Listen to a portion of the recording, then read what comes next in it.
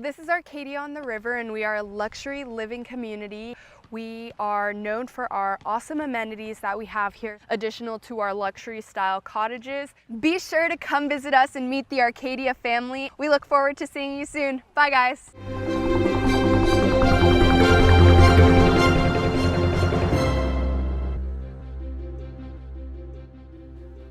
Hello and welcome to GC360, where news comes full circle. I'm Zaria Golston.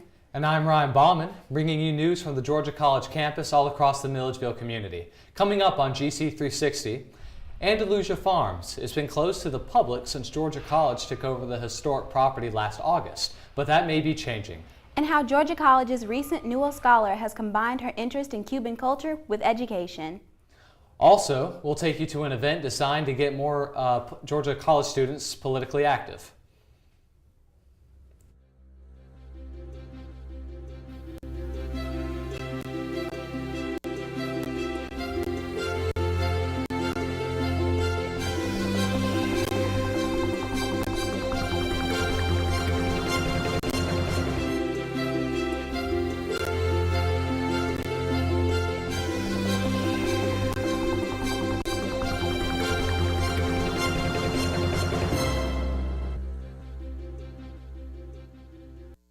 Andalusia Farms, the historic home of Flannery O'Connor, has been closed to the public since it was gifted to Georgia College, but that may soon change. GC360 Saskia Lindsay has more. Andalusia Farms, the historic home of Flannery O'Connor, was gifted to Georgia College by the Flannery O'Connor Foundation in August 2017. Since then, Georgia College has been working on renovating the 490 acres and 14 buildings on the property. We are looking to do a full historic restoration of the site, probably tied and interpreted to the mid-1950s, which will include a restoration of the house, the grounds, and all of the supporting buildings. Georgia College, part of the agreement when they took on the property was to get it back to what it was when Flannery and her mother lived here. So ideally, all of the buildings will be restored. The Flannery O'Connor Foundation gifted Georgia College the Andalusia property in hopes Georgia College can restore the property to how it looked mid-1950s. I think they're definitely up to the challenge, though, which is good. You know, I think Flannery O'Connor went to Georgia College, originally, and so there's that connection, that history she has within the town itself, with the college, and so I think that it makes the college more eager to make sure this succeeds. And we have a great track record, I think, in historic preservation, as you all know, on campus, being students and seeing sites like the old Governor's Mansion and others. Since August, Andalusia has been closed to the public while work has been being done to prepare for the site to be opened back up. Originally, when you drove up the driveway here, you had a very clear view of the house. So all this brush is being cleared away. That's what these gentlemen are working on today. Georgia College hopes that Andalusia Farms will be a beneficial historic site for students and the community. There's certainly an economic and tangible benefit for this. We will attract visitors from all over the world. The community will have a site that not only has historic significance, but it's quite a beautiful property to stroll and utilize for recreation and nature. And so people will be able to explore. So you have the main house here, and as you span around this way, you have the milk processing shed, the dairy barn, the equipment shed, and then over here to the left is the hill house. Finally, for our students, what excellent opportunities not only for research, for quite honestly use, events, opportunities to work at the site. I could go on and on to this. Internships, programs. So there's just a lot of things that can be done with this. Although an official date has not been set, Georgia College hopes Andalusia Farms will be opened back up to the public in late spring or early summer. This is Saskia Lindsay, GC360. This spring, the Baldwin County Community Center is doing major renovations to their public gymnasium. However, the construction has the community questioning the importance of the expensive upgrades. GC360's Doug Kim has a closer look on how the situation will affect the city of Milledgeville. Earlier this spring, the Baldwin County Recreation Center started a 6-week renovation process on their public gymnasium. The renovations included updating the basketball court floor, replacing the old bleachers with new metal seating, repainting the walls, and other various projects to modernize the outdated facility. We spoke with the director of the Baldwin County Community Center, Bill McNair, about the project. we're basically just redesigning the gym. Back in the days, we had 12 courts, or actually 12 goals that were in the ceiling in this building. What we're going to do now is we're going to have 6 goals, and we're going to basically have a 94 by 50 court, which is a regulation size court down the middle. We'll still have our side courts on the side, which will be high school regulation, which is 84 by 50. And then hopefully we'll have all the other amenities, especially like the shot clocks and everything else that'll go with the buildings. McNair says that the project on the 40-year-old facility will cost around $200,000. The money will come from a sales tax that has been collected over the past 5 years. This investment has sparked rumors of whether or not this money should be going towards the gymnasium, with other issues like crime and roadway damages afflicting the county. McNair, however, wants to combat these concerns, saying in a phone interview that, "We are trying to keep the kids busy and off the streets, to keep them from getting into something they should not be doing. There are gangs and drug dealers that could be taking care of these kids, but that's not where you want them. You want them in a safe environment." We spoke to Rachel Knowles, who has been a part of the Milledgeville community with her family since the early 2000s, who expresses the same beliefs as McNair. When my daughter was in 4-H, when she was in school at JMA and GMC, we would go over there sometimes and have events, and it was pretty run down even back then. Like McNair, Knowles believes that this upgrade is not only a renovation on the gymnasium, but also on the community. Well, I certainly believe that idle hands are the devil's workshop. I mean, I think we all need to be busy. I mean, not just younger people, but middle-aged people, older people. I think that if you're busy, it's good for your mental health. I think $200,000 is a pittance to invest in children and their futures. McNair says that construction on the gymnasium will be completed on May 15th, when it will be reopened to the public. For GC360, I'm Doug Kime. The Newell Scholar Program at GCSU began in 2011 with the aim to cement Georgia College's commitment to a liberal arts education by allowing eminent scholars to pursue research and interact with students for a semester. For spring 2018, that scholar is Dr. Yael Prasant. GC360's Alec Dubois has the story. Dr. Yael Prasant originally hails from Los Angeles, but now resides in Italy with her husband. She specializes in Cuban theater and has spent a significant amount of time on the island, studying and translating Cuban plays and other works rarely seen in the States. Her fascination with a small communist country originated with Cold War Europe. I was interested originally and had applied to UCLA with the idea to work on plays written under a censor in Eastern Europe. I thought it was interesting to see how playwrights would say exactly what they wanted to say without quite saying what they wanted to say. And I soon realized how difficult that project was going to be in the time period I was looking at it, and also because I don't have capacity in an Eastern European language. Dr. Prasant began looking at other plays from countries under artistic censorship, and the Cuban works caught her eye. A native Angelino, her Spanish skills were a deciding factor in picking her new favorite country. When not teaching her Cuban theater and arts class, which covers Cuban history, theater, music, dance, and visual art, she can be found giving lectures across campus, with subjects ranging from science on the stage, how to watch an American musical, and more. They've been varied, and that's been really fun. So there have been a lot of different pieces of things I've been able to get involved in across campus in different capacities, so that's been great. During her short stay, she's so far been impressed with the university.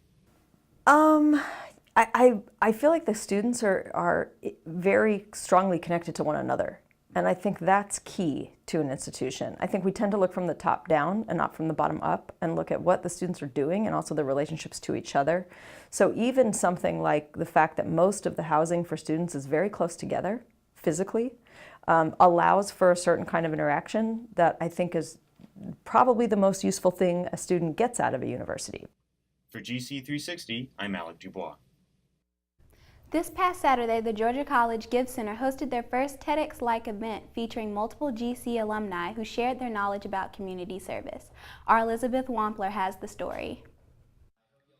The first annual GiveX Speaker Showcase, a TEDx-like event, featured 5 GC alumni: Jacob Zawowski, Jamie Newton, Megan Edmonds, Tracy Ide, and Janelle Draper. Matthew Hood, founder of GiveX, applauded their contributions. They're really awesome people. I mean, they're so passionate about what they do. Zawowski is the development coordinator for the Rally Foundation, which works to raise money for research on childhood cancer. Everybody involved with this did such a great job. I love the setup. I love how it was more of a conversation than just like doing a speech in front of people. I thought, the Gift Center, everybody involved with that did such a good job, and I was just honored to be a part of it. At GC, Zawowski was heavily involved with GC Miracle and the Gift Center. He's put that passion into his job.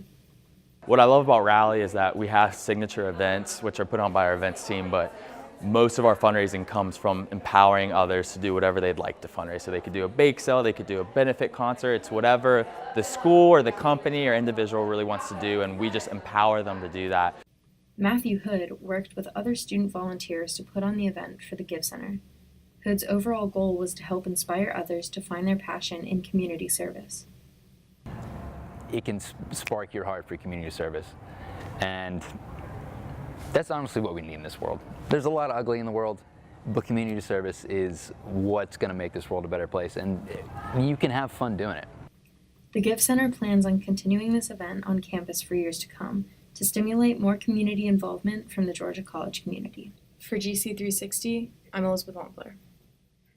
On Saturday, the Young Democrats of Georgia College and State University held a meet and greet with Democratic nominees across the state.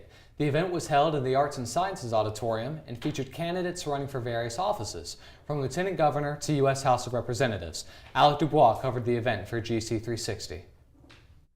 Attending the event were Chalice Montgomery, who is running for Congress from Georgia's 10th District, which includes Milledgeville; Richard Winfield, also a congressional candidate from the 10th District; Triana James, who runs for Lieutenant Governor; Don Randolph, who is running for Public Service Commission from District 5, which includes counties to the west of us; Otha Thornton, a candidate for State School Superintendent; Fred Swan, a candidate for Commissioner of Agriculture; Cindy Zeldin, who is running for State Insurance Commissioner; Fred Quinn, running for Georgia Labor Commissioner; Charlie Bailey, a candidate for Attorney General; Sarah Riggs, a candidate for Lieutenant Governor; and lastly, a staffer for Governor candidate Stacey Evans.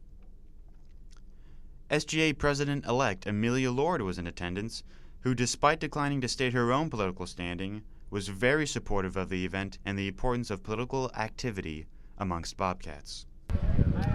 I think the importance of students being politically active is that once you come to college, you're about to join the real world. We're learning real world problems, and as students and as adults, we need to be able to vote and have our voices be heard and impact our own future. Also in attendance was host speaker and SGA Senator Nathan Graham, a registered independent with stronger opinions than his counterpart, Ms. Lord. It's always good to get involved anyway. I believe that the political climate here at Georgia College is really weak. Some people just agree with what their parents agree with, or just don't get involved at all, which is really a shame. It's something very interesting to get involved in politics. It may anger you sometimes, but that anger should drive you rather than hinder you. It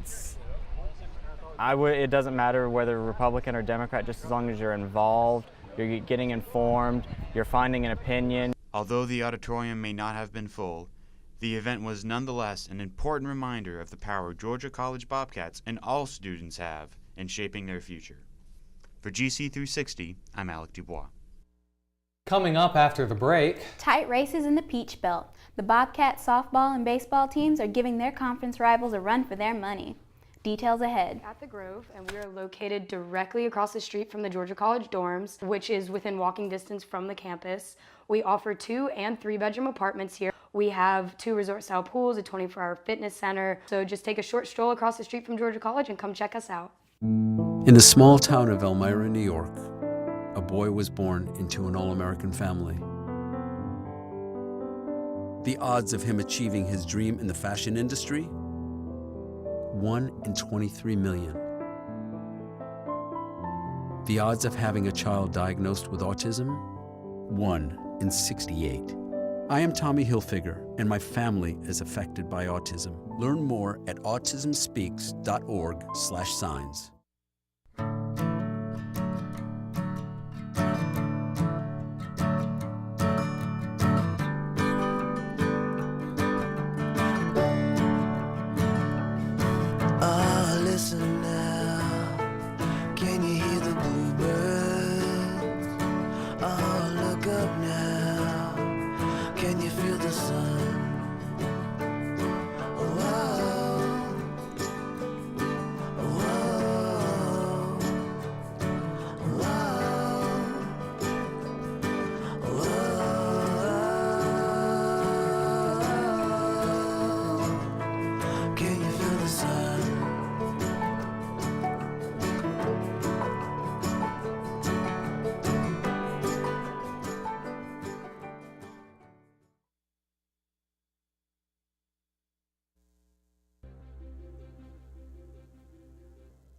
To GC360, I'm Stephen Walters. And I'm Avery Roach. And we're here to bring you all you need to know about sports in the Milledgeville community. Bobcat Baseball clinched the regular season Peach Belt Conference title this weekend, taking 2 out of 3 games from Augusta University. And we'll get to the highlights. In the top of the first, the Bobcats came out of the gates early, 2 on, 2 out for Nate Schmall in the first, and he doubles down the left field line. Wesley Womack scores, Logan Maddox coming around, and he would score as well as the Bobcats would take an early 2-0 lead.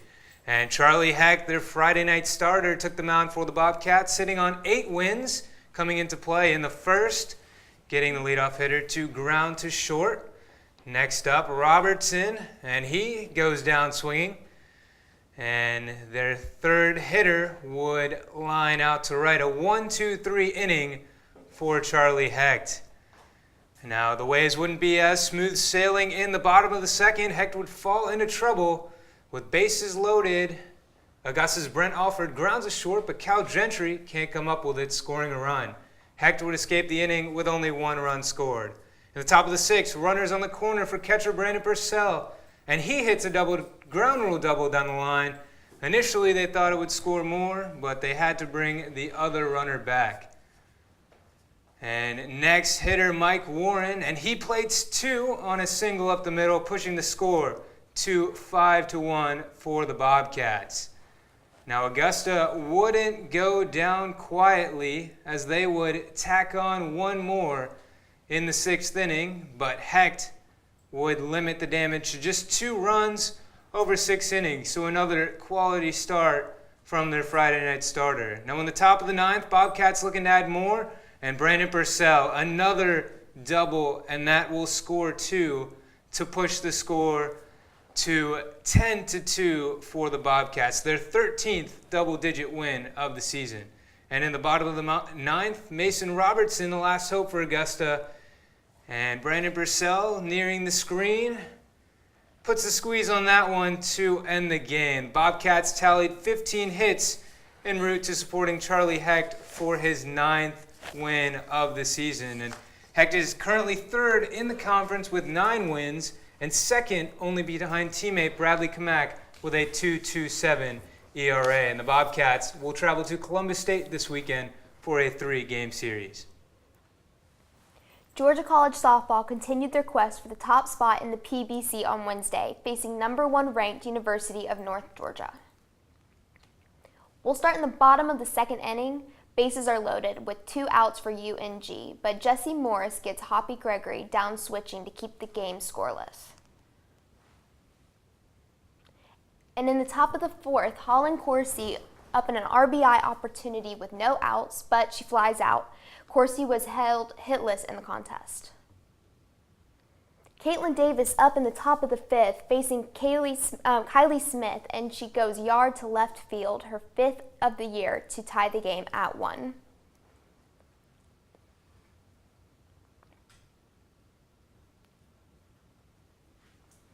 In the bottom half of the inning, Alicia Frierson up, and she hits a solo home run, her 8th of the season, pushing the Nighthawks up 2-1, and they would score 4 runs in that inning. Bobcats try to make a comeback in the 6th. Haley Howell singles to load the bases. Next up, Hannah Coursey. She grounds to 3rd. UNG gets the out at home. Caroline Snyder next, but she goes down swinging as Kylie Smith gets out of the jam. The Bobcats would lose this one 8-1 as Kylie Smith picked up her 28th win of the season for UNG. The Bobcats would drop Game 2 4-0. Georgia College is now tied with Columbus State University for 2nd in the conference and face them at home this Saturday with Game 1 beginning at 2 p.m. And that's all for sports this week. Stay tuned for a full report on the sports in Milledgeville. And up next, the entertainment segment, a quick recap of Earth Day and a week from Harley and Jai. We'll be back after the break. Every student wants housing less than 2 blocks from campus, so join your friends at Prospect. We offer a state-of-the-art pool, study room, fitness center, and coffee bar. Availability is limited, and we offer roommate matching, so call us today. Schedule a tour, come visit, and check out your future home.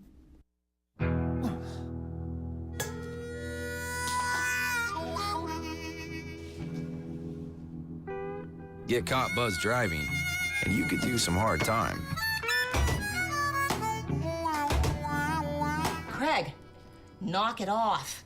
Sorry, Mom. It could cost you around $10,000 in fines, legal fees, and increased insurance rates.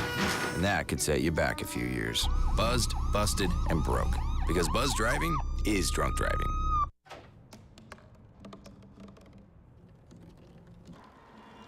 Everybody has a dream.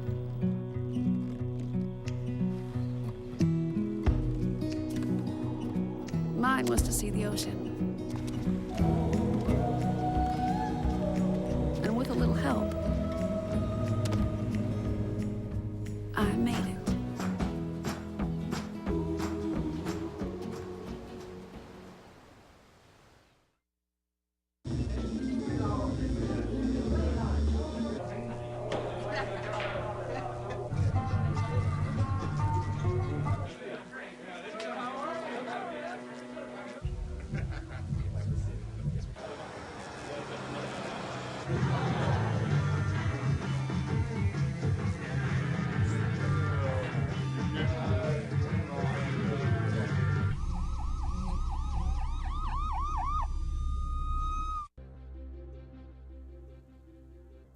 Welcome back, everyone. Welcome to GC360. I'm Jack Fitzgerald. And I'm Harley Pope, and we are here to give you the latest events that are happening around Milledgeville.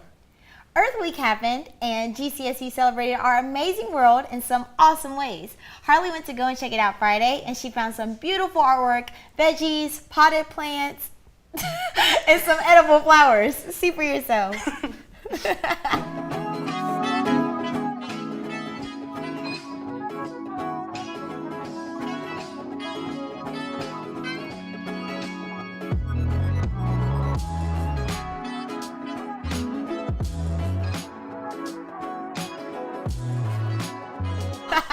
They missed the eating part. That was so funny. But you know, I also enjoyed getting to see a solar-powered golf cart, which is really cool. I don't know why we don't have more of them. And naturally, I dyed a t-shirt with natural floral dyes, and I saw some girls chalking on front campus. Check out this golf cart. It's really cool.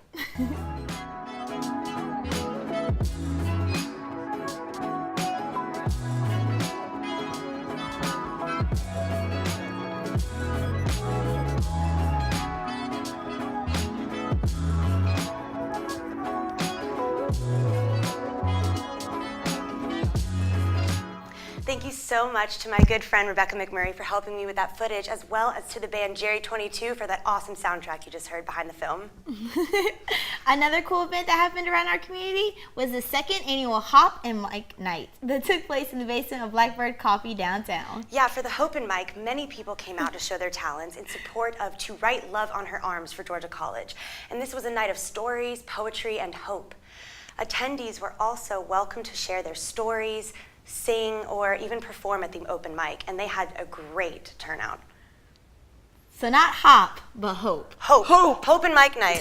Yeah, they had 2 a year, and apparently Okay. they went really well, but I thought it was a cute name, Thanks, Hope and yeah. Mic. You know? What's also happening around campus this week is the Milledgeville Film Festival, and it is one of the Yes. busiest times here where you can meet like producers, directors, Mhm. actors, and I even got to have a little feature film last night in the ANS auditorium, and it was so cool to just like see my face on a big screen. It was kind of weird, but I really liked it. It was nice. You know, preparing for the future. Hopefully, right? We'll see.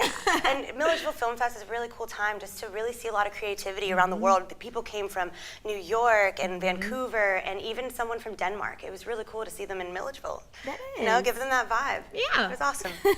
That's it for entertainment, guys. Up next is our Adrienne Gardner with Local Corner. She's going to be telling you all about an event that brought all kinds of positivity to Front Campus. See you next week, guys.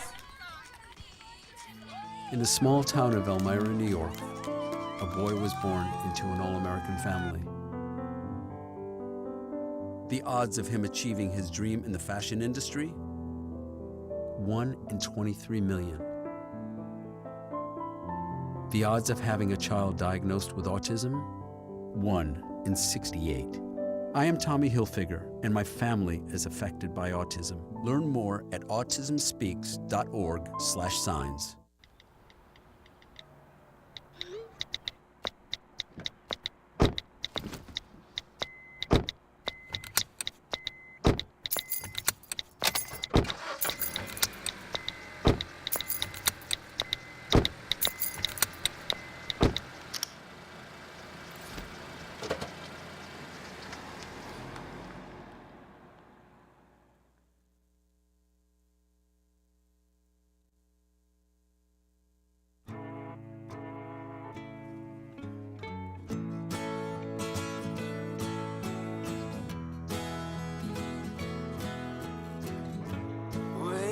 sun, tell him that I've begun to dream of things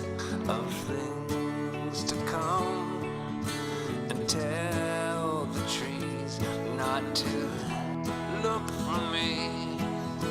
I'm going to find some peace of mind.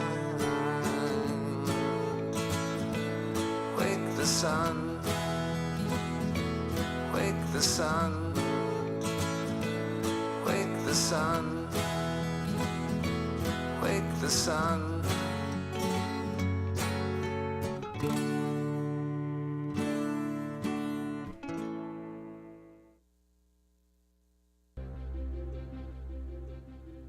Hello everyone, welcome back to GC360. I'm Adrienne Gardner for the Local Corner segment.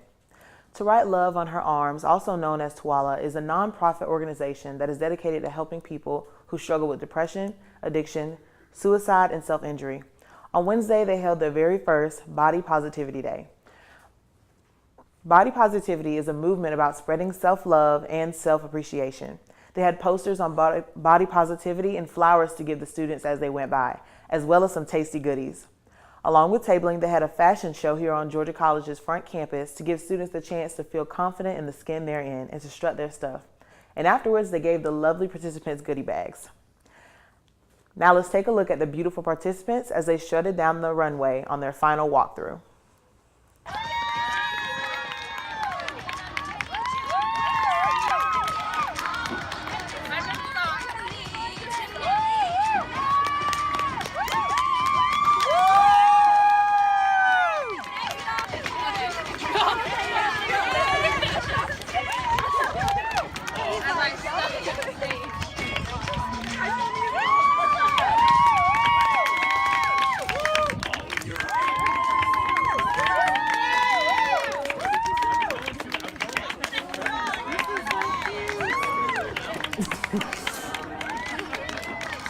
Want to know more about TWALA? Want to know what all the fuss is about? Go find them on their Facebook page for more information on events just like this one, or go to their website twloha.com for more information on what To Write Love on Her Arms is and how it's sweeping the nation. That's all I have for you guys on Local Corner, and now back to the news desk. Thanks, Adrienne. That's it for news here at GC360. When we're not on air, we keep you up to date on our social media pages and our website, GC360news.com. I'm Zaria Golston. And I'm Ryan Ballman, always available to you, GC360, where news comes full circle.